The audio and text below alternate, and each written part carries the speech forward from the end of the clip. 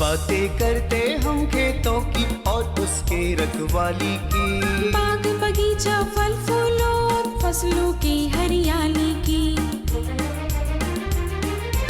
हम बीजों की बातें करते उत्तम जल संसाधन की, हम तकनीकी बातें करते फसलों के उत्पादन की। हर किसान का सपना सच हो जीवन सुखद बनाने को, गाँव-गाँव के हर आंगन का प्यारा सा ही दर्शन। कृषि दर्शन, कृषि दर्शन, कृषि दर्शन, कृषि दर्शन, कृषि दर्शन, कृषि दर्शन, कृषि दर्शन, कृषि दर्शन। किसान भाई बहन मन नमस्कार, जोहार। कृषि दर्शन कार्यक्रम में रौरमन के बहुत बहुत स्वागत है। किसान भाई बहन मन जैसन कि रौरमन जाने ला कि हर हफ्ता हम रौरमन ले नवा और बेस जानकारी लेके आविला। और कहे का मतलब ये है कि रौरमन के खेत हो या बारी, पशुपालन हो या फुलवारी, सब किस्म के जानकारी मिलेला। तो चलो जानकारी लेवे कर आगे हमरे देखा थी कृषि समाचार। नमस्कार, कृषि समाचार में आपका स्वागत है। मैं हूं अर्चना। आइए देखते हैं आज कृषि समाचार में क्या है खास। पशुपालक उठा सकते हैं पशुओं के स्वास्थ्य संबंधी योजनाओं से लाभ। ठंड के मौसम में मुर्गियों के लीटर का गीला होना होता है खतरनाक। मूंगफली के दानों को आसानी से छिलकों से अलग करता है ग्राउंडनट डिकोडिकेटर।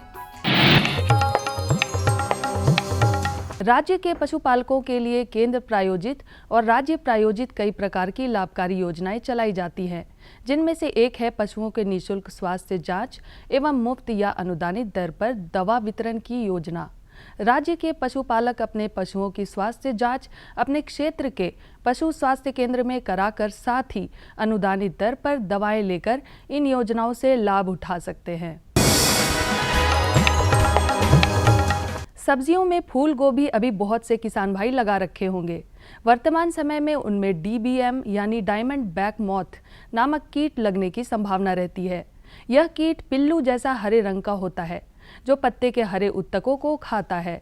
परिणाम स्वरूप पत्तों में धब्बे हो जाते हैं या पत्तों में छेद हो जाते हैं। साथ ही ये कीट पत्तियों के नीचे बड़ी मात्रा में अंडे देता है, जो फसल को अत्यधिक नुकसान पहुंचा सकते हैं। नीम या करंज द्वारा निर्मित जैविक दवाओं के इस्तेमाल से डायमंड बैक मॉथ कीट का नियंत्रण किया जा सकता है। यदि कीट का प्रकोप ज्यादा हो तो इकालेक्स नामक दवा का घोल बनाकर फसल पर छिड़काव करना लाभप्रद होता है। रबी के मौसम में चना हमारे झारखंड में प्रमुखता से उपजाई जाती है। जो किसान भाई चना समय पर नहीं लगा पाए हैं और वे चना की बुआई करना चाहते हैं, तो उनके लिए विलंब से बुआई योग्य चना के उन्नत प्रभेद हैं JPG 59 और काबुली चना का प्रभेद है काग 2। चना के इन प्रभेदों को लगाकर आप लाभान्वित हो सकते हैं। JPG 59 और काग 2 ये चना के वैसे प्रभेद हैं जिसकी देर से बुआई की जा सकती है। JPG 59 नामक प्रभेद देसी लाल चना की किस्म है, जो कि प्रति हेक्टेयर 18 से 20 क्विंटल उपज देने में सक्षम है। वहीं काग 2 नामक किस्म काबुली चना का प्रभेद है, जो कि प्रति हेक्टेयर 15 से 20 क्विंटल उपज दे सकता है। आज की बेहतर तकनीक मुर्गी पालकों के लिए है। जो मुर्गी पालक लीटर पद्धति से मुर्गी पालन करते हैं, वे लीटर को गीला ना होने दें। लीटर का गीलापन या नमी मुर्गियों में कई प्रकार के रोग का कारण बनता है, इसलिए मुर्गी पालक लीटर बिछावन का खास ख्याल रखें। साथ ही ठंड से बचाने के लिए मुर्गियों के आवास की खिड़कियां दरवाजे बंद रखें। ज़्यादा ठंड की स्थिति में कमरे में हीटर या अलाव का प्रबंध भी करना चाहिए।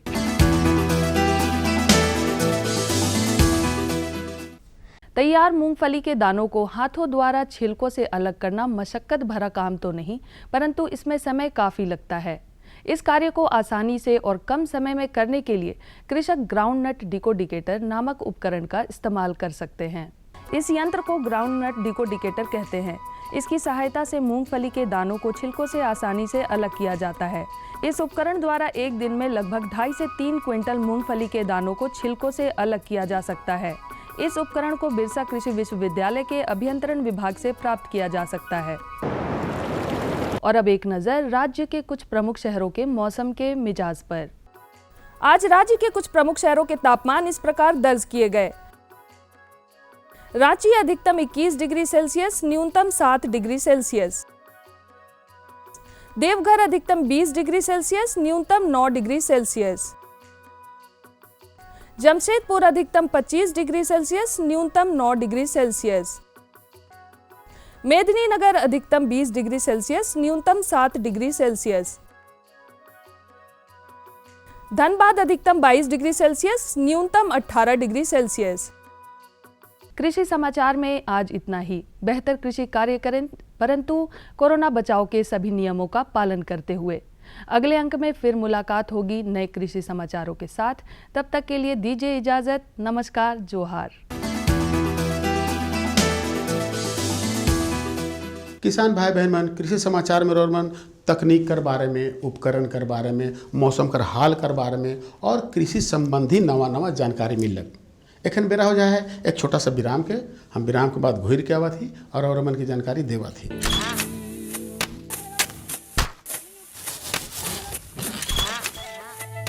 भारत एक कृषि प्रधान देश है।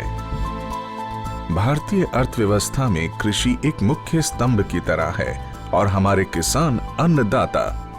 लेकिन कभी कभी प्रकृति के सख्त तेवर के कारण हमारे किसानों को उचित कृषि उत्पाद हासिल नहीं हो पाता। ऐसी स्थिति में उन्हें सुरक्षित रखने के लिए प्रधानमंत्री फसल बीमा योजना प्रदान की गई है। प्रधानमंत्री फसल बीमा योजना को किसानों तक पहुंचाना और उन्हें लाभान्वित करने का काम बैंक और राज्य स्तरीय बैंकर समितियां यानी SLBC की हैं। इनमें सार्वजनिक और निजी वाणिज्यिक बैंक के अलावा क्षेत्रीय, ग्रामीण, सहकारी बैंक के साथ साथ कई प्राथमिक कृषि सहकारी ऋण समितियों को भी शामिल किया गया है। इस योजना का लाभ उठाने के लिए किसानों का नामांकन जरूरी है। इस समय 540 बैंक की 1.5 लाख शाखाओं के द्वारा किसानों का नामांकन किया जा रहा है। प्रधानमंत्री फसल बीमा योजना एक कारगर उपाय है। ये हमारे लिए सुरक्षा कवच की तरह है। फसल अगर बर्बाद भी हुई तो भी हमें मुआवजा मिल जाता है। जमीनी स्तर पर की गई समीक्षा और अध्ययन के आधार पर कृषि मंत्रालय भारत सरकार की योजना प्रधानमंत्री फसल बीमा योजना में कई बदलाव किए गए हैं। इस बदलाव के कारण किसानों की समस्याओं का निदान कर उन्हें और सशक्त बनाया जा सकेगा। इसके अलावा SLBC और बैंकों के कार्यों और भूमिकाओं को और अधिक विस्तृत किया गया है। इसके अंतर्गत प्रधानमंत्री फसल बीमा योजना में किसानों का नामांकन अब उनकी इच्छा पर निर्भर है। वो नामांकन के लिए स्वतंत्र हैं। योजना के बेहतर कार्यान्वयन के लिए बैंकों के कार्यों में किसान अकाउंट के दावे का निपटान, ऋणी किसानों का प्रीमियम काटना और गैर ऋणी किसानों से प्रीमियम जमा करवाकर बीमा कंपनी को भेजना, राष्ट्रीय फसल बीमा पोर्टल पर किसानों के विवरण की अपलोडिंग, फसल हानि की समीक्षा को सुनिश्चित करना और किसानों की फसल हानि की सूचना बीमा कंपनी तक पहुंचाने का काम भी बैंकों के द्वारा ही किया जाएगा। इसी प्रकार योजना को क्रियान्वित करने वाले बैंक योजना से संबंधित विशेष जागरूकता अभियान को समय समय पर ऋणी और गैर ऋणी किसानों के लिए आयोजित करेंगे। ऋणी किसानों को योजना में भाग लेने के लिए उन्हें कॉल या SMS के द्वारा भी संपर्क और सूचित किया जाएगा। नामांकन की सुविधा के लिए जन धन खाता या बचत खाते का होना जरूरी है। गैर ऋणी किसानों का बैंक में खाता मौजूद नहीं है तो पहले उनका बचत खाता खोलकर सभी सुविधाएं दी जाएंगी। बैंक की शाखाओं को घोषणा पत्र की हार्ड और सॉफ्ट कॉपी को भविष्य में पत्राचार के लिए संभाल कर रखना होगा और उसकी एक कॉपी या एक्नॉलेजमेंट किसान के हवाले किया जाएगा। नामांकन के लिए कट ऑफ डेट से 2 दिन पहले तक बीमा के लिए फसल का नाम बदलने का प्रावधान होगा। बैंक की शाखाएं नेशनल क्रॉप इंश्योरेंस पोर्टल पर सभी विवरण भी दर्ज करेंगी। सभी किसानों और विशेष ऋणी किसानों के आधार नंबर को जांचकर बैंक द्वारा अपडेट किया जाएगा। राज्य और जिला अधिकारी संबंधित एजेंसी और बीमा कंपनी के समक्ष किसानों को शिकायतों की सुविधा प्रदान करने का काम भी बैंकों के द्वारा किया जाएगा। SLBC बैंकों के लिए स्थापित एक शीर्ष संस्था है। यह संस्था राज्य सरकार और भारत सरकार के साथ समन्वय स्थापित कर सदस्य बैंकों के द्वारा प्रधानमंत्री फसल बीमा योजना को क्रियान्वित कर भारत के किसानों को सशक्त करने का काम कर रही है और उसका सीधा लाभ हमारे देश के किसानों तक पहुंचाया जा रहा है। सशक्त किसान, देश की शान। विराम के बाद रौरे मन के एक बार फिर से स्वागत है। तो चलू हमरे जानकारी को और बढ़ा थी। आज का जो जानकारी है, ये जानकारी हजारीबाग जिला के बड़का गांव प्रखंड से लेकर ही और हुआ कर जो सफल किसान हैं उनका नाम है नकुल महतो। भाई नकुल महतो जो हैं सुकर पालन करत हैं और बहुत सुंदर ढंग से करत हैं। सुकर पालन के साथ साथ मछली पालन भी करत हैं।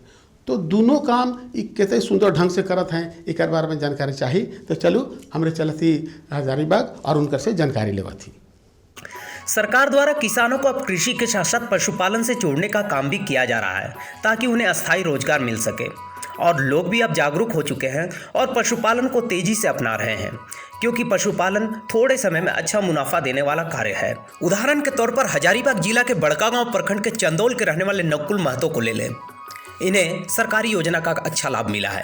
आज ये एक सफल सूकर पालक है। इन्होंने सूकर पालन के जरिए अपने जीवन की लीला ही बदल डाली। मात्र 2 सूकरों से इन्होंने व्यवसाय की शुरुआत की थी। आज लगभग 200 सूकरों का पालन ये कर रहे हैं और एक सफल सूकर उत्पादक बन चुके हैं। आज हम हजारीबाग जिले के बड़कागांव स्थित चंदौल गांव में हैं और हमारे साथ हैं यहाँ के एक प्रगतिशील किसान जिनका नाम है नकुल कुमार महतो जी, जिनसे हम बातचीत करेंगे और जानेंगे इनके जीवन के बारे में, क्योंकि इनका जीवन जो है वो काफ़ी प्रेरणादायक है, जो कि किसानों के लिए खास करके काफ़ी लाभदायक सिद्ध होगा। ये अपनी जो जीवन की शुरुआत किए थे वो काफ़ी गरीबी हालत में शुरुआत किए थे और इन्होंने बाद में सूकर पालन कर, खेती कर और साथ में मछली पालन कर जो एक मुकाम हासिल किया है, वो कहीं ना कहीं हमारे लिए एक प्रेरणा का स्रोत है। आइए इनसे मुखातिब होते हैं। सबसे पहले तो हम बताना चाहेंगे कि ये जब हमारा उम्र 12 साल का था तो उस समय मेरी माँ जो है दूसरे के यहाँ काम करने के लिए भेजा करती थी, लेकिन मेरा एक शुरू से सोच था कि मैं चना बेच लूँगा, अंडा बेच लूँगा, छोटे मोटे बिजनेस कर लूँगा, लेकिन मैं दूसरे यहाँ काम नहीं करूँगा। लेकिन फिर भी ऐसा गरीबी था, ऐसा हालात था मेरा कि दूसरों यहाँ काम करना ही पड़ता मुझे और कोई मेरे पास चारा नहीं था। लेकिन जब 95 में हमारे पिताजी जब डेट कर गए तो और भी हमारा स्थिति ख़राब हो गया। 2000 के समय में लगभग 2002 में हमने किसी तरह दूसरों के यहाँ काम करके चना मटर बेच के और मैट्रिक का हमने पढ़ाई किया। पढ़ाई करने के बाद जो है सो कि हमारी 2004 में हमारी शादी हुई। उसी दरमियान में हमारी पत्नी भी बीमार पड़ गई और भी हम परेशान हो गए। उसी दरमियान में हमने प्रभु यीशु मसीह के विषय में सुना, उन पर हमने विश्वास किया। फिर वहाँ से हमारा जीवन चलने लगा। कुछ दिनों के बाद जो है सो कि लगभग 2008 तक मैंने गाड़ी भी ड्राइव किया। ये गाड़ी ड्राइव करने से मेरा जीविका नहीं चलता था।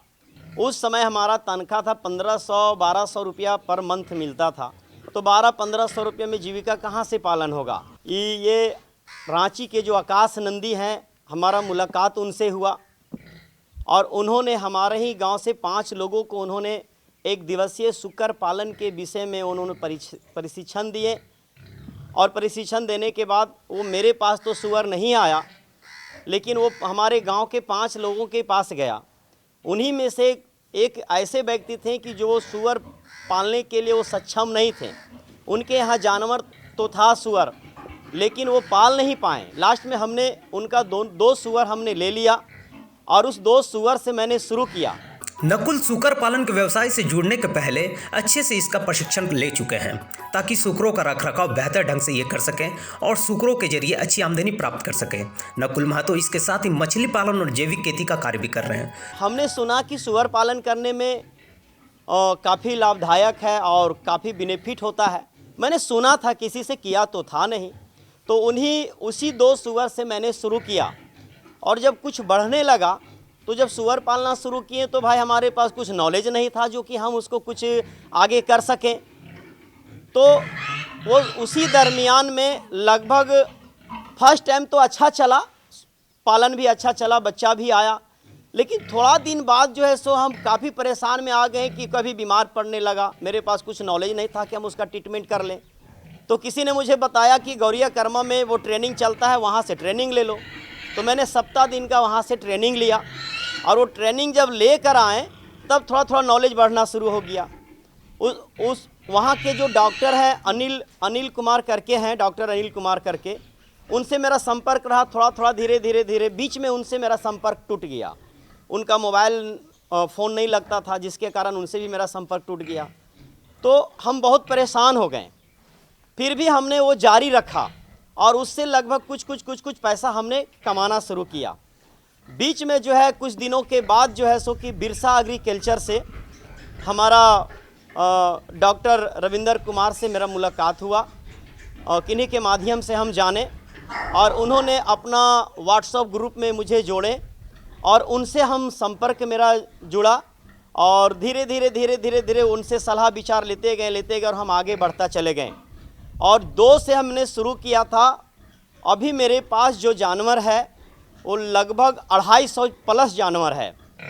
नकुल महतो बताते कि किस तरह सुकर पालन से जुड़ने के बाद इनकी ज़िंदगी बदल गई। हालत पहले से अपेक्षा अब ज़्यादा अच्छे हैं, काम में अच्छी तरक्की हो रही है, अच्छी आमदनी हो रही है, और मेहनत का फल मीठा लग रहा है। मछली और जैविक खेती से होने वाली आमदनी भी ज़्यादा है। मछली के बाज़ार में मांग ज़्यादा है, इस कार्य में उन्हें दोहरा लाभ मिलता है।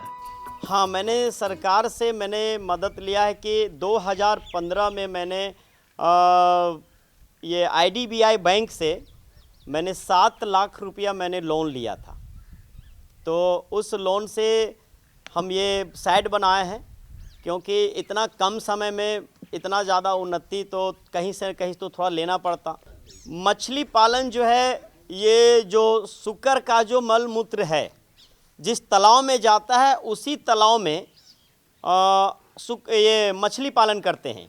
और मछली पालन करने के लिए मुझे पैसा अलग से लगाने की ज़रूरत नहीं पड़ता है। उसका चारा के लिए, उसका खाना के लिए वो पैसा मुझे लगाने का ज़रूरत नहीं है। वो जो मछली खाता है, वो जो सुकर का जो मल मूत्र जाता है, इसका जो गोबर हल्का फुल्का जाता है, उसी से उसका पेट भर जाता है। और केवल बीजा में मुझको पैसा लगाना पड़ता है, जो मछली का बीजा है, बस। हमारे ज़िंदगी में बदलाव तो हम कितना भी बखान करें उसका फिर भी कम है, क्योंकि एक समय था कि जिस समय हमारे पास गरीबी था, उस समय तो वो जो अरवा चावल का जो कोढ़ा होता है ना, उसका रोटी बनाकर मेरी माँ मुझको जो है सो कि खिलाई है। और वो बात याद आता है तो अंदर से तो रुका नहीं जाता है, क्योंकि वो गरीबी, हम तो ऐसा सोचते हैं कि जो हमारा दुश्मन होगा उसको भी ये गरीबी ना हो। लेकिन अभी तो बहुत बदलाव है। अभी अच्छा से कपड़ा पहन रहे हैं, अच्छा से खाना खा रहे हैं, अच्छा से अपने बच्चों को स्कूल में पढ़ा पा रहे हैं। उस समय तो किसी से 5 रुपया भी लेने के लिए अगर ले तो लेते थे, पर देने के लिए मोहताज हो जाते थे। लेकिन अभी जब सुकर पालन शुरू किए हैं तो हम बहुत अच्छा हैं। श्री नकुल कुमार महतो जी बड़का गांव में जो सुकर पालन कर रहे हैं, इनको मैं विगत 6-7 सालों से जान रहा हूं, और ये काफ़ी जुझारू किस्म के किसान हैं। और जैसा कि हम लोगों ने अभी देखा कि जो है नकुल जी की आर्थिक स्थिति पहले के समय में बहुत ही ख़राब थी, लेकिन उन्होंने धीरे धीरे इस बात को समझा, कुछ करने की इच्छा रखी, और प्रशिक्षण के माध्यम से बिरसा कृषि विश्वविद्यालय के द्वारा भी हम इनको हमेशा जागरूक करते आ रहे हैं, बताते आ रहे हैं। और ये पहले 8-10 साल पहले की जब बात करते हैं तो ये सुकर पालन काफ़ी छोटे स्तर से इन्होंने शुरू किया था, जो कि वैज्ञानिक तरीके से नहीं करते थे। और वैज्ञानिक तरीके से सुकर पालन करना हम लोगों ने बिरसा कृषि विश्वविद्यालय के सहयोग से इनको हम लोगों ने बताया, जिनको उन्होंने भली भांति समझा, और इन्होंने वैज्ञानिक तरीके से सुकर पालन किया। आज नकुल कुमार महतो जी सुकर पालन आधारित कृषि प्रणाली का एक जीता जागता उदाहरण है, और बहुत सारे किसानों के प्रेरणा स्रोत हैं। तो बताओ, रौरेमन के नकुल महतो से जानकारी पाए के कैसन लागलक? बेस जानकारी है नहीं? तो चलो हमरे अपन कार्यक्रम का आगे बढ़ा थी और दूसर जानकारी को बढ़ा थी। और ये जानकारी के बहुत सुंदर ढंग से बताते हैं ये जे हार पलांडू के जो विशेषज्ञ हैं विजय कुमार सिंह जी। कहे कर मतलब है कि वर्मी कंपोस्ट कर महत्व तो रौरे मन जानबे करीला, मगर इकर में और विशेष जानकारी चाहिए तो सीधे चलू विजय कुमार सिंह जी से हमारी जानकारी लेवा थी। आज हम ICAR प्लांडू में हैं और हमारे साथ हैं यहाँ के कृषि विशेषज्ञ श्री विजय कुमार सिंह जी, जिनसे हम बातचीत करेंगे और जानेंगे कि वर्मी कंपोस्ट से हमारे किसानों भाइयों को किस प्रकार से लाभ मिल सकता है। वर्मी कंपोस्ट सबसे पहले तो हम ये जानना चाहेंगे कि क्या है।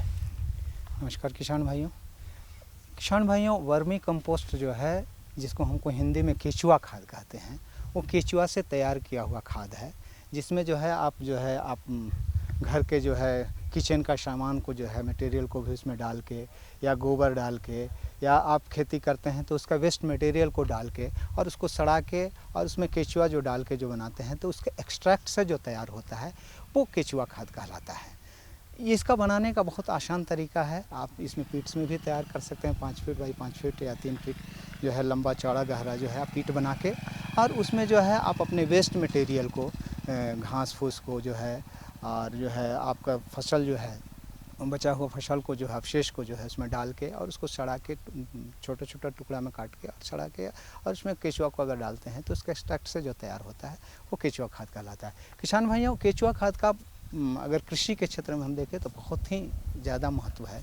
ये जो है आपको जो है पौधों को जो है मेजर न्यूट्रिएंट प्रदान करता है। ये जो है आपको आपके सॉइल का जो है टेक्सचर को बढ़ाता है। ये जो है आप जो अगर केचुआ खाद का आप अपने खेत में प्रयोग करते हैं तो इससे क्या होता है कि वो जो है वाटर होल्डिंग कैपेसिटी, पानी सोखने की क्षमता को जो है बढ़ाता है, जिससे आपका फसल को जो है ज़्यादा दिनों में पानी देने की आवश्यकता पड़ेगा, कम पानी में जो है आपका फसल तैयार होगा। ये सॉइल को जो है एरिएशन प्रदान करता है। आप इसको अगर खेत में डालते हैं तो क्या होता है, ये मिट्टी को भुरभुरा बना देता है, एरी बना देता है, जिसके चलते जो है आप जो फसल जो लगाते हैं उसका जड़ का बढ़वार तेज़ी से होता है, जिससे आपका जो है फसल का जो है उत्पादन बढ़ता है। बिल्कुल।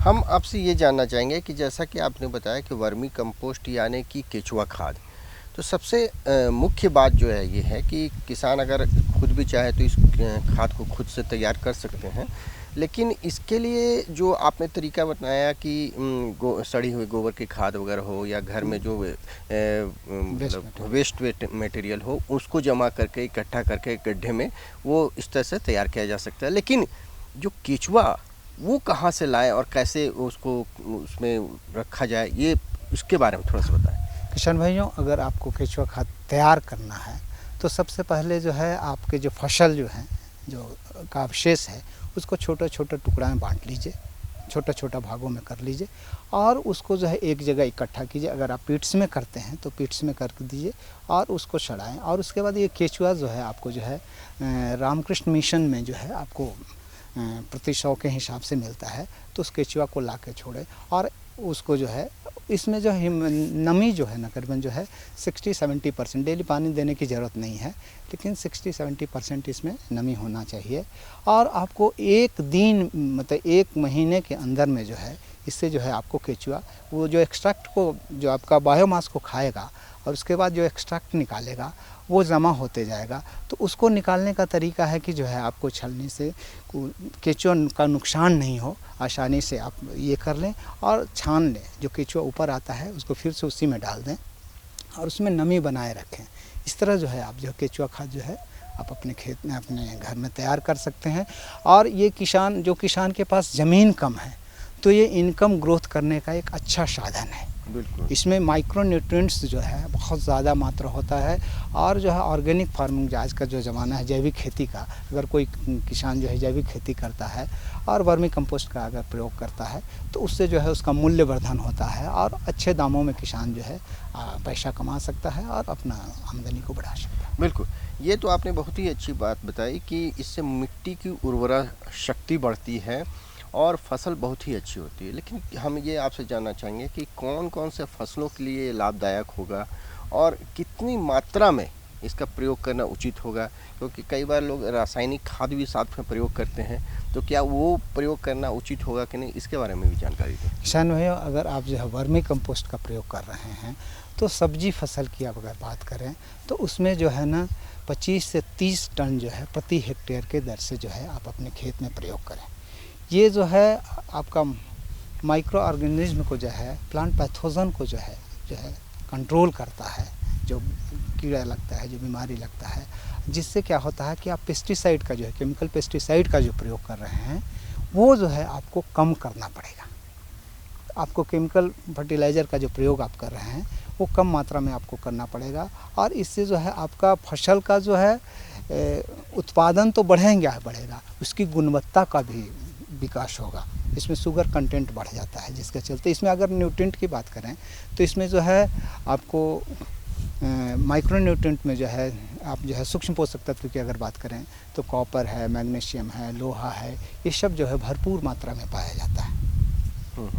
तो ये तो उसके गुणवत्ता की बात हो गई, लेकिन जैसा कि हम आपसे पूछे थे कि सब्जी फसलों में कौन कौन सा सब्जी फसलों के लिए ये उपयुक्त होगा?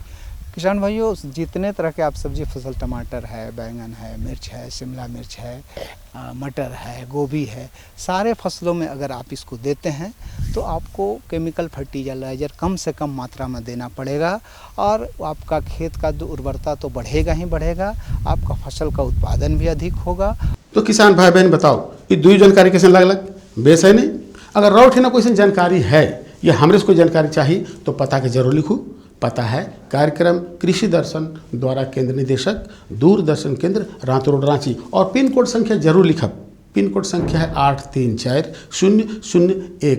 एक और रौरेमन के जानकारी देवे के है कि अगर रौरेमन के जो पसंदीदा कार्यक्रम कृषि दर्शन है अगर छूट गलक तो परेशानी कोई बात न है, रौरेमन अपन यूट्यूब में, फेसबुक में, ट्विटर में जाके देख सकीला और जानकारी के पाए सकीला। तो आज रौरेमन इजाज़त दो, मकिल एहे दिना और एहे बेरा नवा जानकारी के साथ फिर उपस्थित हुआ। तब तक इजाज़त दो, नमस्कार, जोहार। हम बीजों की बातें करते उत्तम जल संसाधन की, हम तकनीकी बातें करते फसलों के उत्पादन की। हर किसान का सपना सच हो जीवन सुखद बनाने को, गाँव-गाँव के हर आंगन का प्यारा सा ये दर्शन। कृषि दर्शन, कृषि दर्शन, कृषि दर्शन, कृषि दर्शन, कृषि दर्शन, कृषि दर्शन, कृषि दर्शन, कृषि दर्शन।